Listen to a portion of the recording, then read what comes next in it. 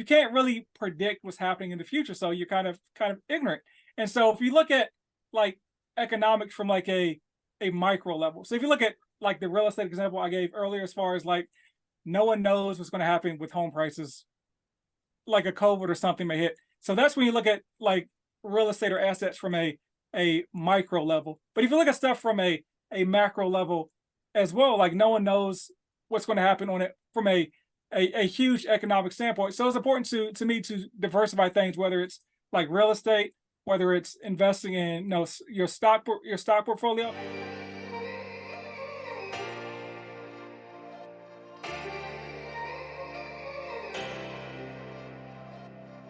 Welcome to the Share the Wealth Show, where minority professionals can learn to escape the racial wealth gap and catapult themselves into abundance. Your host, Nicole Pendergrass, grew her net worth from being negative to multiple six figures. Join her on her investigative mission to expose secret strategies of the wealthy so we can all have the tools needed to build the life and legacy we were created to possess. Now it's time for the show. Hey guys, so we're back again. I need you to go back to the previous episode and listen to that first, and then come back and join us here today. You need to hear the whole conversation. This is why we split into two parts. There's so many nuggets. It's so juicy. Go back and listen to the first part. So one question then, and we'll be wrapping up in a second, but a lot of people vet, like there's so many people who post online, post on social media, and they have like great online presence and a lot of followers, and their reels are like on point and everything. They got the great music behind it. They just know how to present everything, and they're so passionate when they talk. But how do you really vet who knows their stuff and who's just like saying? And the other thing is, a lot of times in short content, you can't put all the details. It's too much to fit into the short content. So sometimes you have to just give an overview. Actually, most of the times, give an overview so people can like at least get the concept of it. But how do people like just scrolling and trying to find information really know if somebody they're following is being for real or just like blowing hot air and giving inaccurate information? So the answer is you got to do some work on your own. Like buying a home is going to be the biggest purchase that most people make ever in their life. So you got to do your due diligence. I'd say, for instance, like one of my favorite things online is when folks will like post an article and there'll be a headline and they'll just point at the article and not really explain it, or they'll read the article and then it's like, okay, so what you should do, like if someone does that, like the name of the article is there. Like go to Google and look at the article and actually read it. And just see what the article actually says. And so, like, I don't know, what I see people do that. Like, I'd say 70-80% of the people that do that, I know they never read the article because the headline is typically hyperbolic to get people to click on the article. And then you'll see in the article the real meat of the article. And also, you want to go and you probably want to do this. I do this. I'll also, down at the bottom of the article, there'll be footnotes, and it'll simply say, hey, we got this source, the information from, it'll typically be like the FHFA site or Fannie Mae or something like that. Actually go look at the information to verify for yourself. It seems like a lot of work, but once again, this is the biggest financial decision of your life. Like you're going to have to do a little bit of legwork. And what you'll find out when you start doing this process, there'll be certain people that you'll see online that don't engage in hyperbole. They just put out information, whether it's good or bad, and you'll start to identify like trusted sources. So like even me, like every now and then I'll see. So I remember this is maybe like 6, 8, maybe somewhere to 6 to 8 months ago. I remember I saw online folks posting about this 40-year mortgage coming, and I was like, 40-year mortgage? Like I've not heard this at all. Like when they told us about this at work, there's a 40-year mortgage coming down the pipe. And so what I did, there's a couple people online who I very highly respect their expertise in the mortgage industry. So what I did was they were my trusted sources I had. So I went to their their page and I was like, okay, they posted nothing about this. It's probably nonsense. I would also kept like Google is your friend as well. I would also Google 40. I remember this thing. I would Google 40-year mortgage. And the same one website kept popping up. Like it was like literally only one source. I don't know if you guys know what I'm talking about, but there was literally one source about this story about a 40-year mortgage. It came from this small news station in Arizona. and every single article linked back to this one story. And so I read the story and I was like, oh, this story is referencing a Fannie Mae mortgage modification guideline from like 3-4 months ago that they just totally misinterpreted. So the long story is you got to do some due diligence, but once you start doing it, you'll identify folks that know what they're talking about, and so you can also use them as a quick vetting of the process. Is Yeah. a quick way to go about it. That's funny. I did definitely hear about the 40-year mortgage, just because even in my multifamily circles, we like to look at the economic trends and what's happening. And someone, I highly respect in the field, he had kind of predicted something with a 40-year mortgage would be Mhm. coming, because just affordability and Yeah, some kind of way to make properties more affordable. And so as soon as we saw this, we knew it was for loan modifications only, so it's not yet rolled out into actual purchases. But that's something we're keeping our eye on as like a possibility in the future. But for people to just like run and think like loan mods, oh, you can go buy a house, that means you don't know what a loan modification means, yeah, yeah, because you have to already have the house to modify your loan, and that's only if you're like in financial duress with the loan you already have. So Mhm. there's a lot of like in between the lines, like you said, you need to like know and understand the full picture, or reach out to people who you respect in the field. Yeah. Like I say, if somebody's explaining only the if someone's video is basically them reading the headline to the article, they probably have not read the article. It's just a quick tip for you guys out there. They'll point out what's in the articles because they want to sound smart if they've actually read it. But most folks don't read the articles that they're pointing at when they're doing their I've never TikToks. done one of those point to the article kind of things. Semi, because I just still don't know how the IG blue screen thing works. But the other thing Uh, is, um, I actually will not just point to the article title. I need to be able to explain and break down what the article is about. So I'm going to figure out this IG blue screen, and I'm gonna do some videos, point to articles, and I'm gonna tag you to let you know that I'm explaining the article, all so right, you can all see right. what I'm doing. Right. Oh And my goodness. Okay. the cousin of that is Oh, the people that just duet someone else's video and add nothing and just oh, they point just it. point to the other person who's talking about the That's another headline. one of my favorites. So Yeah. Well, if you do one of those, then do that. I'll repost it and I'll just point at you.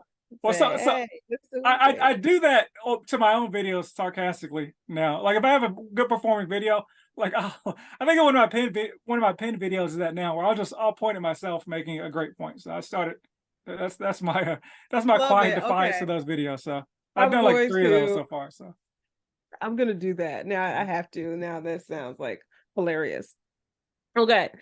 So we're actually going to move into the segment of the show that's called Digest with the Guest, all right. because our guest normally gives so many juicy morsels throughout the conversation. And now we want to get that last little piece to round out the meal. So Warren Buffett said that diversification is protection against ignorance. And what do you think that means? And is that a good or bad thing? So my interpretation of that is, well, one, ignorance is just, some folks not knowing. Like if you ask me like, hey, like my check engine light was on in my car like 2 weeks ago. I lift up the hood, I look at it, I don't know what's going on. Like I'm ignorant because I'm not a mechanic. So like I'm ignorant when it comes to the car industry.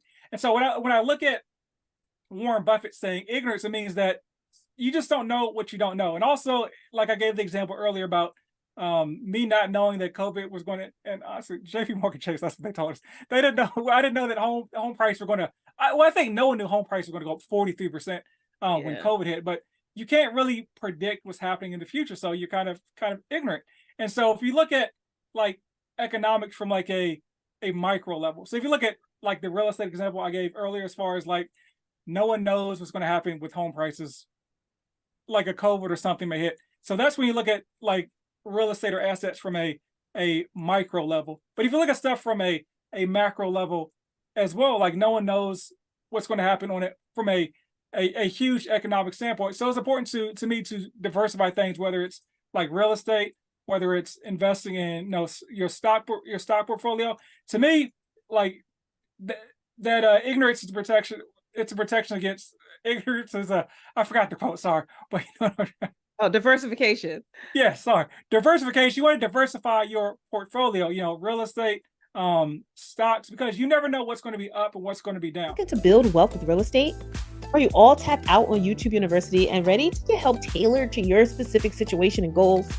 Have you always known that you are a little different from the crowd, that you never liked following the status quo, and that you're just tired of living in mediocrity?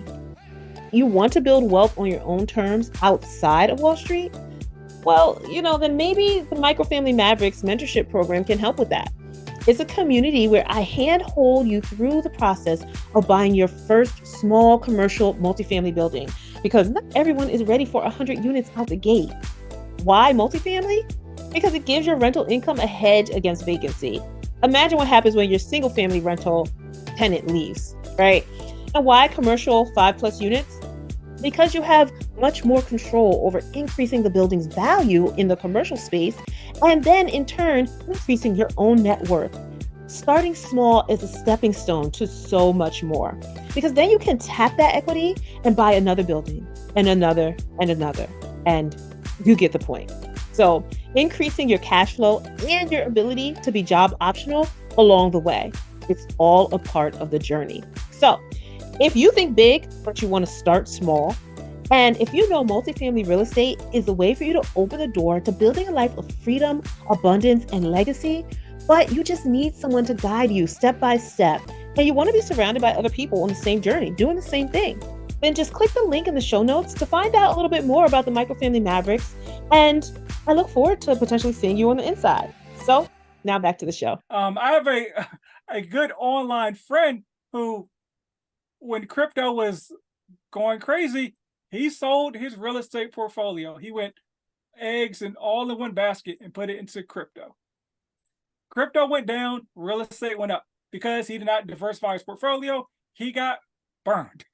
So you always want to make sure you're diversifying, because you never know what's going to happen in the future. Is kind of how I look at that. Whatever the asset class is, what's up may be down in a little bit, and what's down may be up in a little bit. So whether you did crypto, if you were an NFT, one of those NFT boys, and you went all in on NFTs, like you kind of lost out. So yeah, you want to have a couple, what do you call it, stokes in the fire. So have one main thing, but have a couple other things in case crypto crashes, real estate crashes, the stock market crashes. Just have a couple of things going on. Yeah, just in case your crystal ball is broken. Yes. In the game of Monopoly, have you played Monopoly before? Oh yeah, everyone's played Monopoly. Yeah. So has anyone not played Monopoly? Actually, yes. I have had people who have not, and I remember the first one, and then there was a second one. I don't think I had a third one, but at least 2 people have not played Monopoly. I know, I was surprised. But okay, Boardwalk versus Baltic. What will be your first purchase and your strategy to win the game, and why? So going back to the earlier scenario, like to me, Baltic, like if you're sitting around waiting on Boardwalk, that may never come, but Baltic, because it lets you once again diversify what's going on. You can buy Baltic, whatever the purple one is next to Baltic, I forget, but you can buy a couple of things, the orange, the yellow, but you want to be diversifying what's going on, because if you could go around the board 10 times, never land on Boardwalk, but you can buy Baltic, and you can buy a couple other things in order to give you the best opportunity to win and profit. And Baltic's kind of like the gentrifying neighborhood, right? You want to buy low, have some other opportunities to buy in other areas. But yeah, Baltic is my move. Now, if I land on Boardwalk, I'll buy it. But if you're like, hey, one or the other, I'll start with Baltic, because I can branch out and do other things based on Nice. that smaller purchase. Actually, I like that, because that's kind of how I am. Everyone wants, like, a Class A building is big and sexy and nice. But for me, I like to diversify, spread my money into multiple different buckets. Mhm. So I like the way you framed that, because if you have Baltic, you still have capital left to buy additional property. You might land on Boardwalk, you have to put all your money there, and now you have nothing else to buy something else with. But yeah, I like that. All right, what does wealth mean to you? So wealth is money plus knowledge to me. So that there's sometimes folks have money, like everybody's heard the stat. I'm not sure, like 70 or 90% of lottery winners go broke. Why? because they got the money, but typically they don't have the knowledge. And I'm sure Knowledge, we all yeah. know somebody that's super smart, reads a bunch of books, they got a bunch of knowledge, but they don't got any money. Or they may have the best business plan in the world, but they don't have any money. So the combination of those two things is what actually generates like wealth, right? And everyone, let's talk about, hey, generational wealth is like the key word, but you need money, you need knowledge to establish generational wealth. Like a quick story, like from my family, like so it takes, I always say it takes like 2 or 3 actual actions to build generational wealth typically.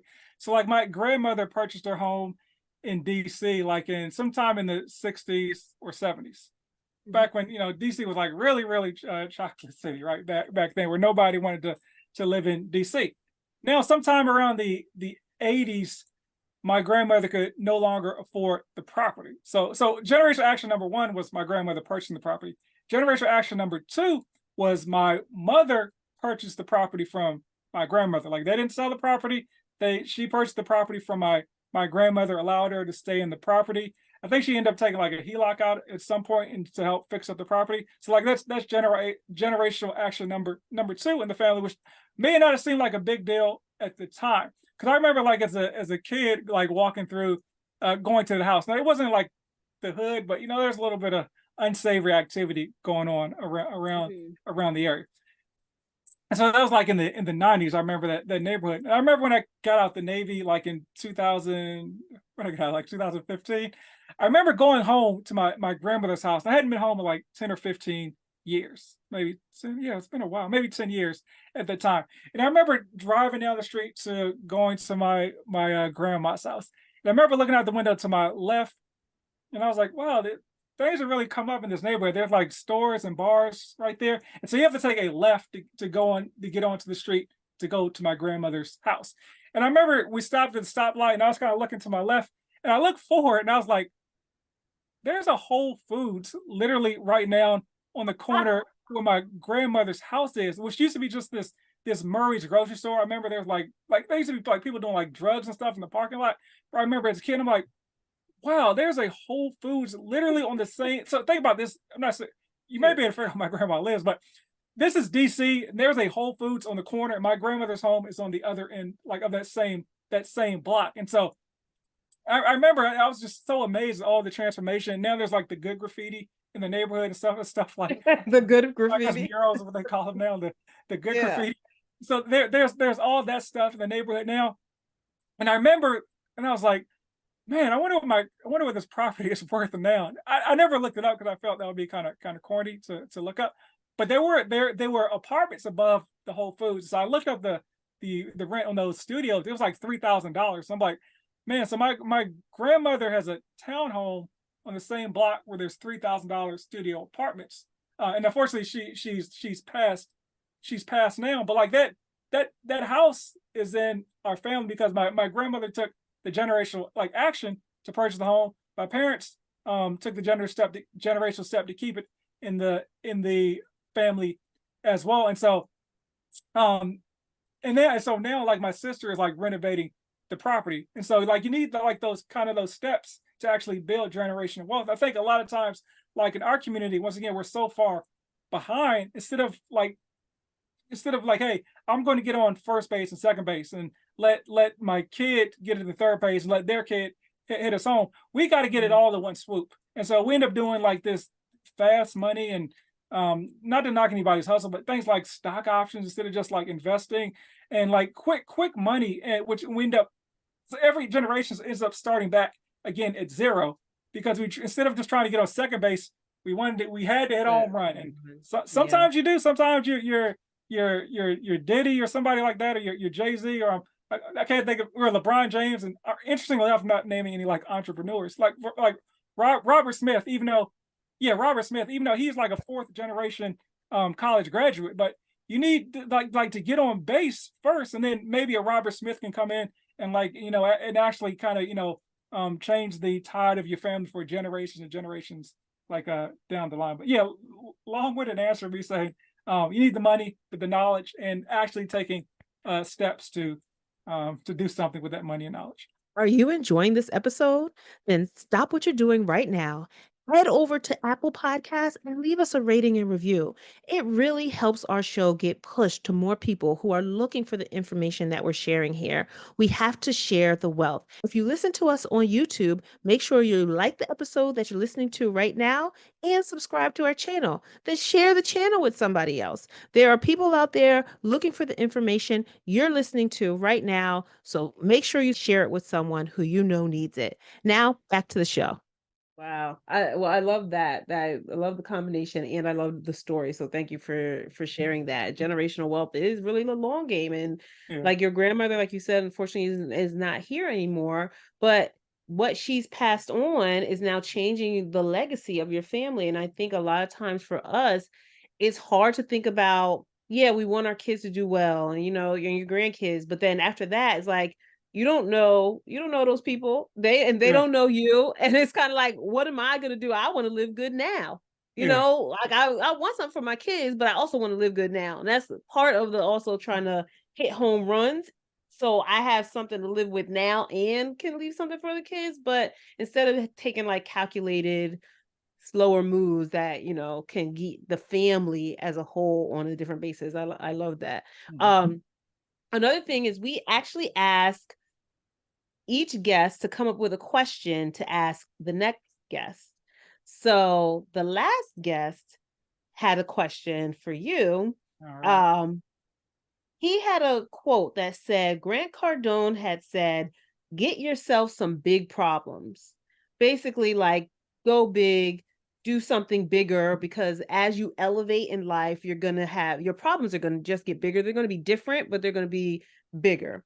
So, what big problems do you want to find yourself in within the next year? A huge problem I want to have within the next year is, so one thing I'm working on right now is kind of building out my business from a educational standpoint. So I'm here in Dallas. I'm a realtor. I help folks here locally, but one of my missions is to help folks like nationwide. So one thing I'm working on is like a nationwide network and kind of like this teaching platform.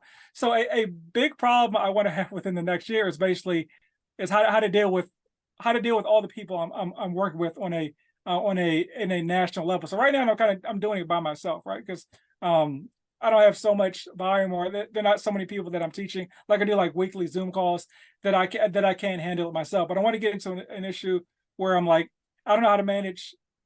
Well, I need to scale my platform and bring in more folks and have like I edit, like I have the podcast on YouTube. I do all the editing myself and I do all the trainings and stuff myself. I want to get into a position where I'm so busy that I don't have time to edit the stuff myself, to write up the trainings myself, to do the weekly trainings myself as well. Maybe I can hire somebody else to kind of do some of the trainings with me, find another person that's as passionate about homebuyer education as I am, or maybe team with somebody else that's doing it better than me. But yeah, when you get so busy that I need to scale my business or team up with somebody else that's doing it better than I am.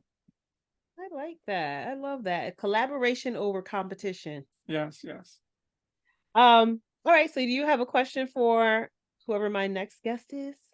Yes. So this is a question I would always ask people on my first date. So like I met my wife actually online. So you would do like a eHarmony. So you would ask like questions to people before they get to you. So the question I would always ask, is it's a very revealing question to me. I don't think people realize how revealing it is. Their answer is basically, I just say, hey, if you could go back in time and see any three events, what would they be? And I always think people's answer Ooh. is very interesting because it tells you what's important to them. So that'll be my question for the next guest. Go back in time, which three events would you want to see in person? Okay. I'm writing that now. Want to see why. That's a good one. And now I'm thinking about the answer if I had to answer that. Oh, that's a really great question. Okay. Wow, Dave, this was a really good conversation. We touched on so many different topics. Okay, so I have like my little notes. So we Um, started with like you not having any taste anymore. So you're not going to be able to taste food so that we can eat healthy, right? To money just getting really cheap and the Fed decreasing the rates to inflation peaking, trying to get rates increased to bring inflation down to 2%, which might not happen until 24, 25 as far as some predictions are going. And you should still buy, or it just depends on your personal situation. We have about 3.3 months of inventory, which is short for the amount of inventory we normally have in the healthy market. But if you're looking to buy and take advantage of the market, you just need to know, first you need to believe, and then you Yes. need to know your goals and do your financials and run the numbers and make sure you're not over purchasing a house. Like, because we need to get this generational wealth going. And if you overbuy, you buy too high and you can't maintain that house, now how are you going to pass something down to your next generations? And vet anybody who you follow on social media to make sure that they tell the truth. So if they're pointing at articles, make sure they're talking. If they're not talking, don't believe them. All right. So I think that was a great wrap up. I really appreciate, we all listeners too, appreciate you coming on and sharing so much value with us today. All right, Dave. So now tell everybody where they can reach you, how they can get in contact with you if they're in the Dallas area or even just nationwide and they need home buying tips. All right. Once again, appreciate you having me on the platform. Really appreciate that. You can find me on TikTok or Instagram at House Rich Dave, is where you can find me online for a lot of my 60-second tips. And also, if you're listening to this, I think on the podcast, you can check me out as well. My podcast is House Rich, the First Time Homebuyer Show. If you want to go, I would start with like episode 109. That's where I kind of break down those 8 steps I gave you guys and gals. It's like a 30-minute episode, and it goes a lot more in detail on those 8 steps, which I think is, if you're looking to buy your first home, it's definitely a great place to start there. And same thing on YouTube. If you're watching this on YouTube, you can go to my 2023 home buying playlist, and there's a video called 2023 Home Buying Manifesto, which will kind of break down those 8 steps, which I think is pertinent to anybody buying the first home, no matter what you think your level of expertise is. And if you're looking to check me out here in the Dallas market, once again, you can go to my Instagram page. You can schedule a free one-on-one with me, and we can chat about whatever you want to chat about. It's free. Yeah, I just like to give out information, so you don't have to pay anything to talk to me online. But don't be talking about nonsense. But have a structured point of your call. So we'll make sure we have all those links in the show notes as well. So everyone, if you didn't get to write that down, don't worry. Just go to the show notes and we'll have all the links there. But definitely reach out to Dave if you are considering purchasing a home. If something's even like a twinkle in the back of your mind, just reach out, have a call. He just said you can do a free one-on-one call with him, get some direction, guidance, even if you're not in the Dallas market. So thank you again, Dave, for coming on to the show and sharing so much value with all of us. And I really, really hope the listeners got some great value from the conversation that we had today, and that they've took notes. If you didn't take notes, rewind it, get your pen and paper, take all the notes that you need to, and then reach out to Dave with the questions. All right. So until next time, stay wealthy. thank you. Did you love this episode of Share the Wealth Show? Be sure to connect with Nicole by following her on LinkedIn, Instagram, or Facebook. If you picked up any of the gems that were dropped by today's guest, make sure you not only put them in your bag, but if you know of someone who would benefit from this information, don't keep it to yourself. Share the wealth and make sure to leave us a rating and review. We'll see you for next week's episode. Subscribe so you'll be notified.